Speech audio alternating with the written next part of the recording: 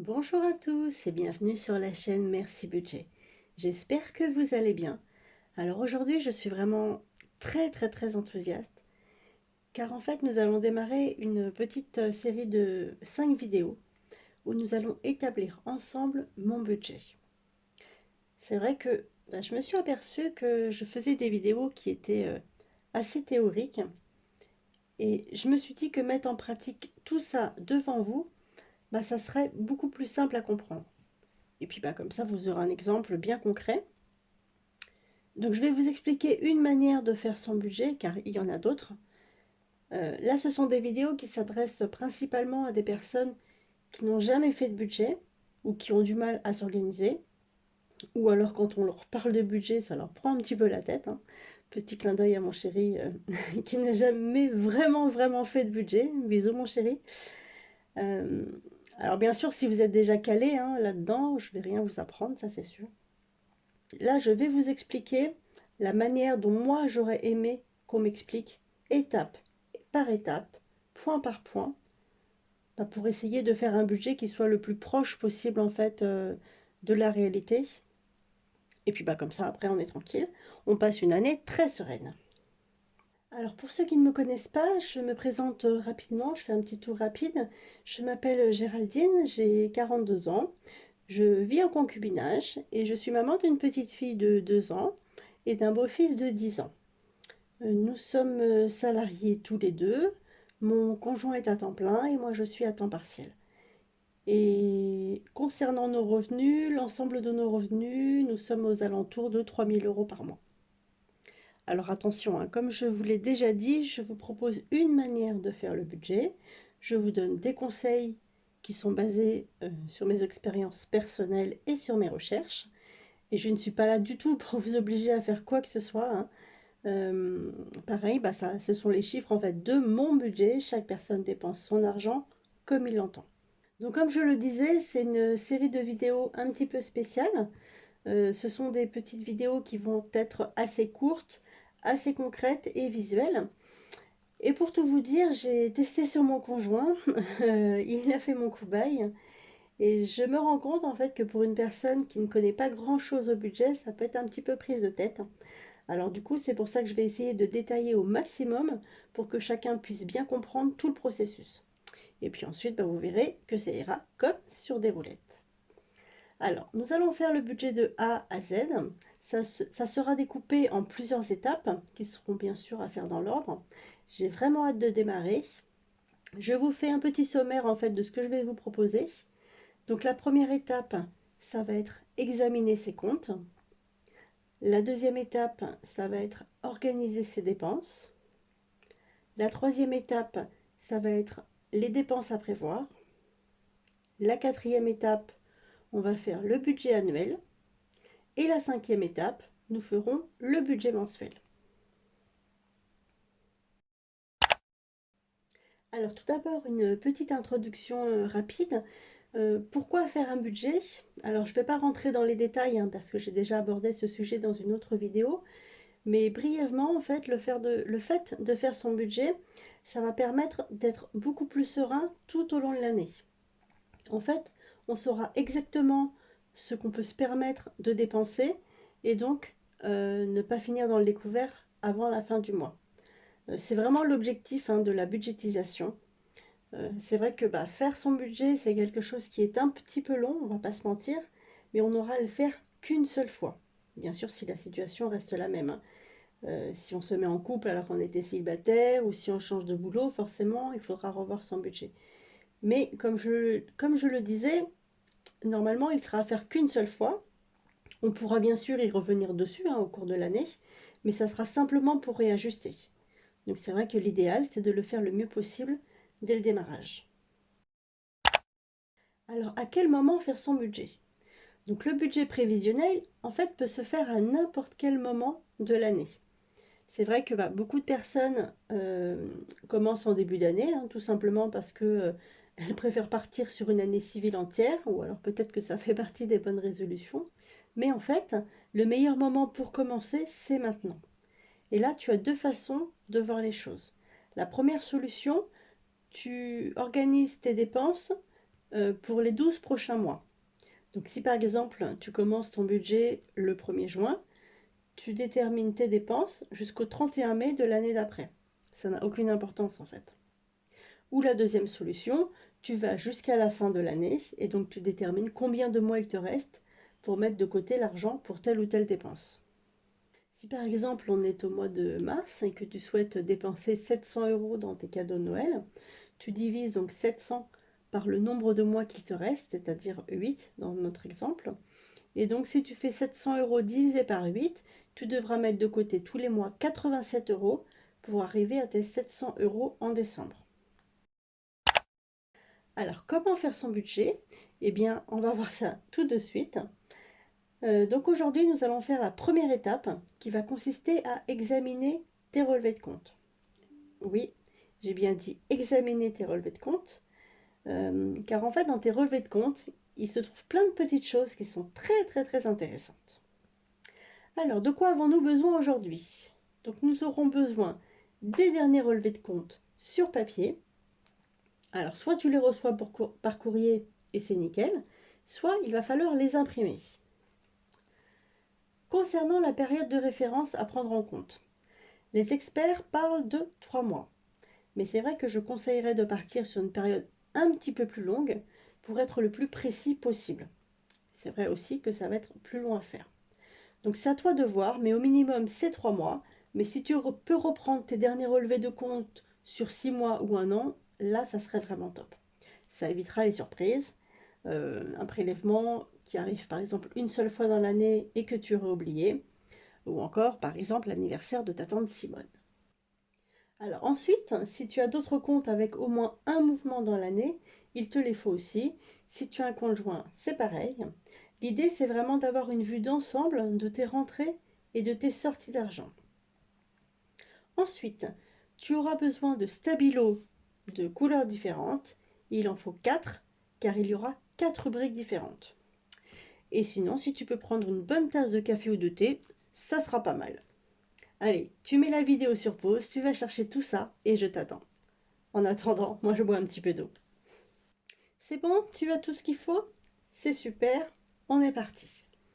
Alors, je prends donc mes relevés de compte. Et sur chaque relevé de compte, la première étape, ça va être d'examiner tous les montants et de déterminer dans quelle rubrique les classer. Alors, je t'explique tout ça en détail. La première rubrique, il va falloir rechercher toutes tes rentrées d'argent. On appelle ça aussi les ressources. Alors, tu prends ton premier stabilo. Moi, c'est le violet. Je l'ai déjà fait. Hein. Et donc, il va falloir surligner toutes les rentrées d'argent, tout ce qui arrive en positif sur le compte. Donc, en général, c'est facile. Hein, c'est tout ce qui se trouve dans la colonne crédit sur tes relevés de compte. Et donc là, il va s'agir, par exemple, de ton salaire, des allocations de la CAF, le pôle emploi, la retraite, une pension alimentaire, un remboursement de la sécurité sociale, un crédit d'impôt, une prime d'intéressement, un 13e mois, enfin bref. Tout ce qui rentre en positif sur ton compte. Donc en général, il n'y en a pas énormément, donc c'est assez vite fait. Donc pour moi, c'est en violet. Donc là, vous avez un virement de mon compte épargne à mon compte courant. Là, vous avez un remboursement de la CPAM. Là, vous avez un virement pour les courses de novembre. Je vous expliquerai ensuite en détail hein, comment chez nous ça fonctionne. Là, nous avons la CAF pour ma fille, un remboursement pour les courses de décembre. Là, nous avons une aide pour la crèche de la part de mon travail. Là, nous avons mon salaire. Et là, c'est une formation qui m'a été remboursée parce que ça avait été prélevé par erreur. Enfin bref. Donc voilà. Donc ça, c'est sur mon compte courant. Et sur le compte joint, nous avons ici le virement de mon conjoint de 850 € qui arrive sur le compte joint et mon virement de 850 € qui arrive sur mon compte joint.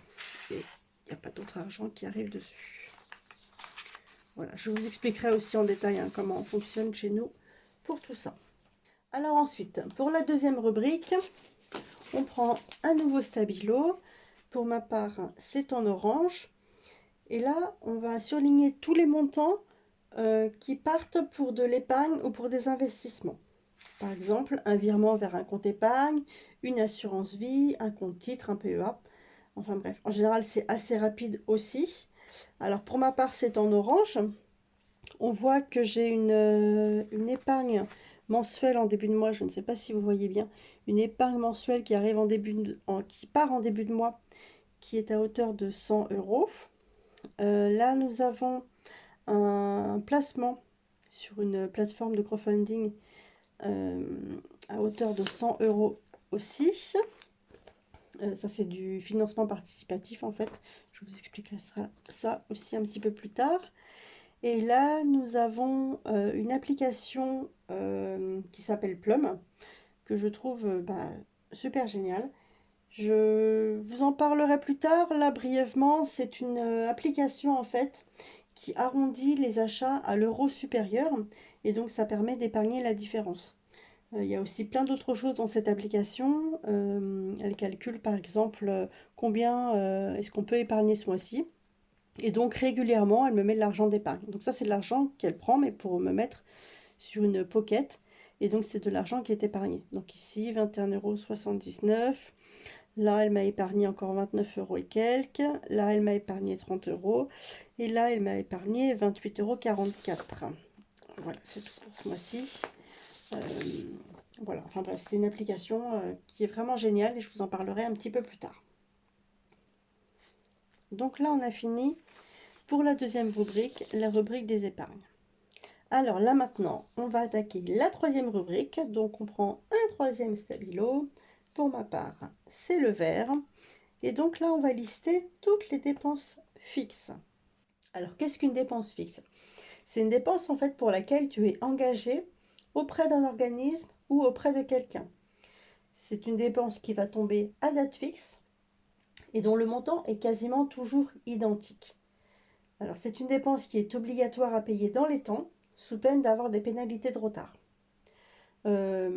Pour les personnes qui utilisent les prélèvements ou les virements permanents, en général, ça va être ces dépenses-là. Alors par exemple, ça va être ton loyer, ton électricité, ton eau, tous tes abonnements, ton internet, les assurances voiture, maison, etc., les impôts. Donc du coup, c'est parti, on va surligner. Ce qui peut être bien de mettre à côté, c'est de savoir si c'est une dépense qui est mensuelle, trimestrielle ou annuelle. Comme ça, tu verras un petit peu au niveau de la fréquence. Alors là, pour ma part, donc la plupart de mes dépenses fixes, en fait, sont comprises dans mes 850 euros qui est envoyé sur le compte joint, puisque toutes les dépenses fixes qui concernent la maison, que ce soit le crédit, l'assurance emprunteur, l'assurance de la maison, toutes ces dépenses-là, en fait, sont prélevées sur le compte courant. Et donc, que ce soit mon conjoint ou moi-même, on verse tous les mois 850 euros sur ce compte joint. Et ensuite, toutes les dépenses fixes sont prélevées de ce compte joint. Donc moi, ici, les dépenses, c'est ces 850 euros. Ensuite, là, il y a seulement donc, mon téléphone personnel qui est pris sur le compte, donc à 6,99 €. Et donc, c'est tout pour mes dépenses fixes. Donc, je vais vous reprendre par rapport à mon conjoint. Donc, effectivement, là, on voit qu'on a l'assurance maison qui est à 15,85 €. Nous avons l'assurance de prêt, 28 € et quelques. Le prêt de la maison. Et nous avons Total Direct Énergie qui est prélevé aussi tous les mois donc sur le compte joint. Ça, c'est le compte joint. Voilà, donc là, on a surligné toutes les dépenses fixes. Maintenant, on va passer à la quatrième rubrique qui, pour moi, est en jaune. Et là, ce sont les dépenses variables. Alors, concernant les dépenses variables, en fait, ce sont toutes les dépenses qui sont courantes ou occasionnelles. Alors, dans cette rubrique, on va trouver les courses, les animaux, tout ce qui concerne les animaux, l'essence, les loisirs, les restos, les vacances, mais aussi la rentrée scolaire, Noël, les anniversaires, les dépenses à la pharmacie, l'argent de poche pour les enfants, les cigarettes, le petit tour à la boulangerie, les travaux, la déco. Enfin bref, normalement, ce sont toutes les autres dépenses. Alors, moi, j'ai surligné ça en jaune. Alors, pour ma part, on a, par exemple, bah, les courses, Intermarché, Leclerc, la halle, Intermarché encore, qui habille la halle. Voilà, en gros, mes dépenses variables. Donc voilà, donc maintenant tu te retrouves avec des superbes pages avec plein de couleurs partout. Normalement, toutes tes lignes sont surlignées d'une couleur. Et c'est vrai que cette étape bah, va te permettre d'éclaircir un petit peu tous les chiffres que tu peux voir sur ton relevé de compte et voir un petit peu ce qui part en dépenses fixes et ce qui part en dépenses courantes. Voilà, donc tu as terminé la première étape. Félicitations à toi. Euh, Après, on va pas rester comme ça, sinon des pages coloriées, ça va pas servir à grand-chose. Donc on va se retrouver dans la prochaine vidéo pour passer à l'étape numéro 2. Donc c'est tout pour aujourd'hui, repose-toi bien, ce n'est pas fini, et je te dis à très vite pour la deuxième étape. Bye!